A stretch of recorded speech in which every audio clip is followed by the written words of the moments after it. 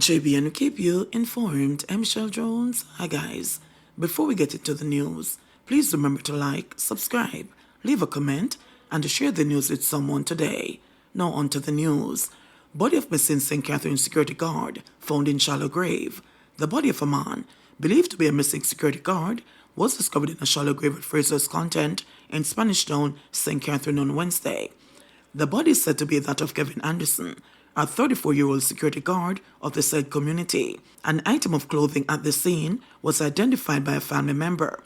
Anderson was reported last seen alive about 8 p.m. on May 1. He was reported missing the following day, and an investigation was launched into the matter, resulting in Wednesday's discovery of his body.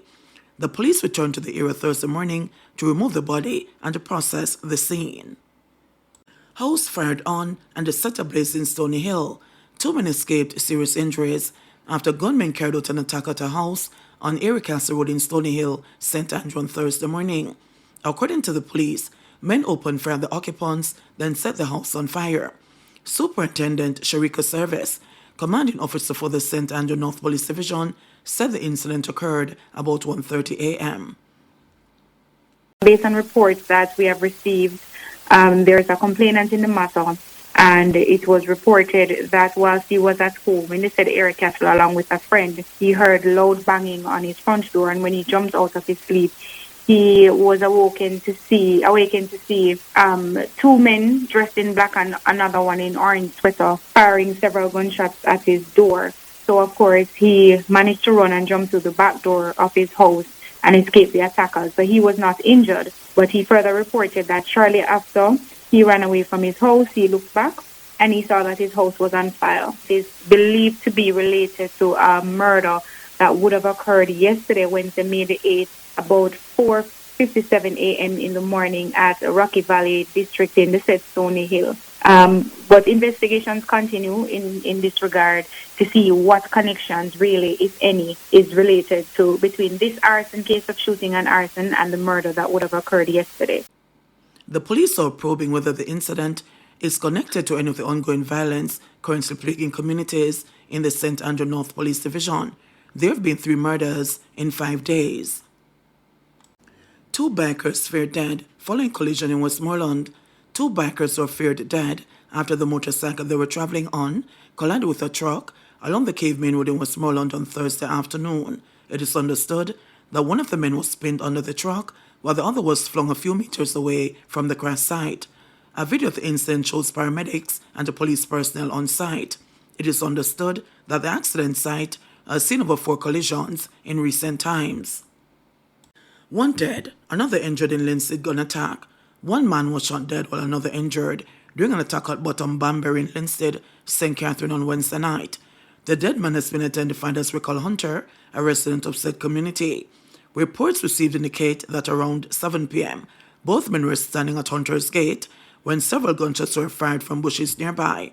Hunter, the police said, was hit in the right side of the neck, chest and legs, while the other man received gunshot injuries to both legs. A police patrol arrived on the scene and assisted the men to hospital, where Hunter was pronounced dead on arrival. The injured man was admitted in stable condition. No motive has yet been established for the attack, the police said. Customs seized guns and gun accessories smuggled through courier companies. The Jamaica Customs Agency is reporting that it has seen instances of persons attempting to smuggle illegal guns and gun accessories into the country through courier companies. The agency says since April, it has seized 10 guns, 7 rifle scopes, 2 rifle stocks, and several other gun-related items during routine operations at warehouses at the Norman Mall International Airport. It says these detections arose out of enhanced vigilance at ports of entry. Further, Customs says it has ramped up efforts to leverage advanced technology and intelligence sharing mechanisms to detect and intercept illicit shipments. The agency's state-of-the-art scanning equipment and risk assessment tools play a crucial role in identifying suspicious cargo and thwarting attempts to smuggle contraband into the country, the agency said in a media release. Touting its ability to detect and intercept concealed items in courier shipment, the agency is warning the public against the unlawful importation of guns and accessories via courier companies. Customs is also urging importers to adhere strictly to the laws and regulations governing the importation of guns and related items, which include the requisite permits from the Ministry of National Security and emphasizes the importance of compliance with established procedural and documentation requirements, as any attempts to circumvent these protocols will be met with decisive action. Drugs seized in Coast Guard and police operation in Portland. An undetermined quantity of vegetable matter believed to be ganja was seized following a joint police-military effort in Jamaican waters Wednesday afternoon.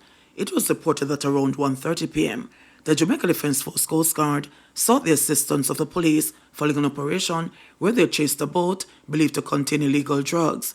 The boat reportedly went under the bridge in St. Margaret's Bay in Portland and up the Rio Grande River.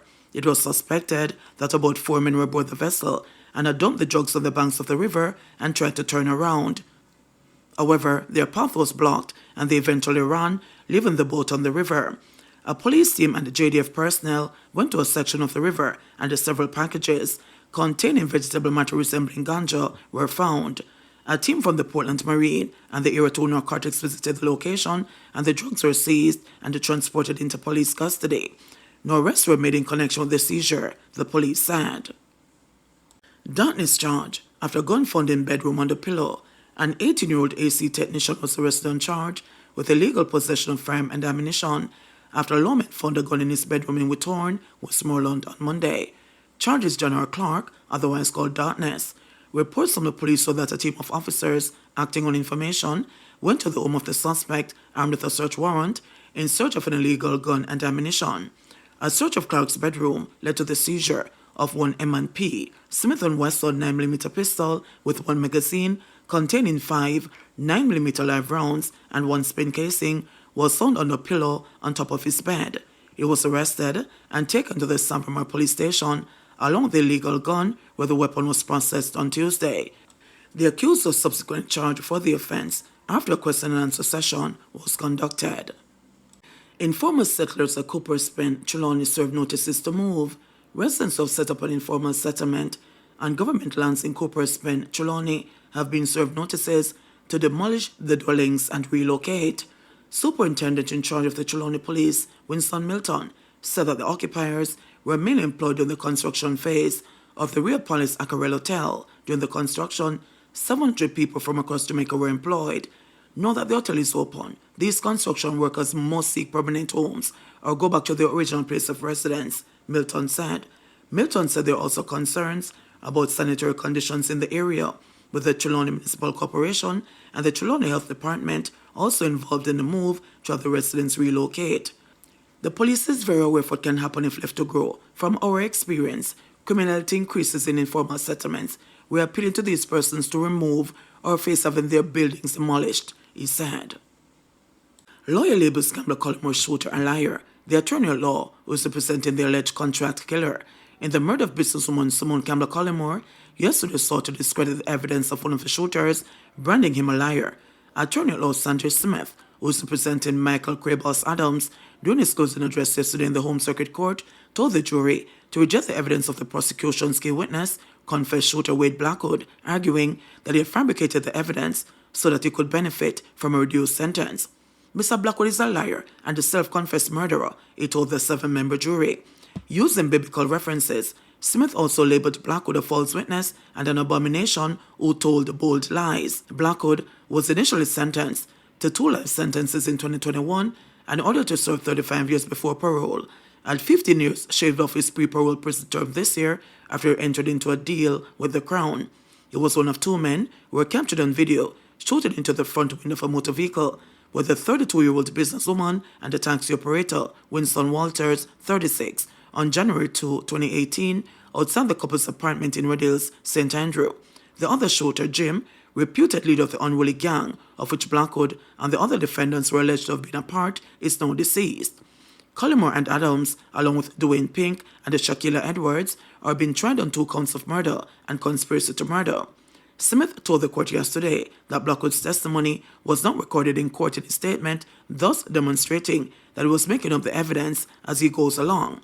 He said people tell lies for different reasons, and it was evident that Blackwood was trying to get a benefit, which would seem serving a shorter prison time. According to him, his client never spoke to Blackwood and did not know him. He told the jury to ponder the possibility of Blackwood knowing his client for over a decade, but not having Adams' phone number or knowing his name or address. He also indicated that there was no data of communication between the two. Turning to the phone data, he said the information showed that on the day when Blackwood said he had a meeting with his client in Brook Valley in Kingston, his client was in Harborview, which is miles apart. He stressed that it would not be possible for his client to be in two places at once unless he had a clone of himself. Smith also argued that there was no evidence of the recording of the men discussing the plot. Addressing the Crown's evidence that Adams gave the police a hoverboard, which Collymore gifted him as part payment for the contract, Smith said it was rubbish, as that could not be used as part payment given the cost. Meanwhile, Edward's lawyer Najee MacDonald urged the jury to find that her client had in fact withdrawn from the plot by taking himself away from the men on January 1 and 2 when the murder was to be executed. MacDonald said her client chose to provide the police with information during his question and answer and told them the truth, including that he had lied to get out of the plot and that he further pulled out. She said her client, who was not aware of the law, did what they thought was best to separate himself from the conspiracy and asked that the jury find that his action was enough.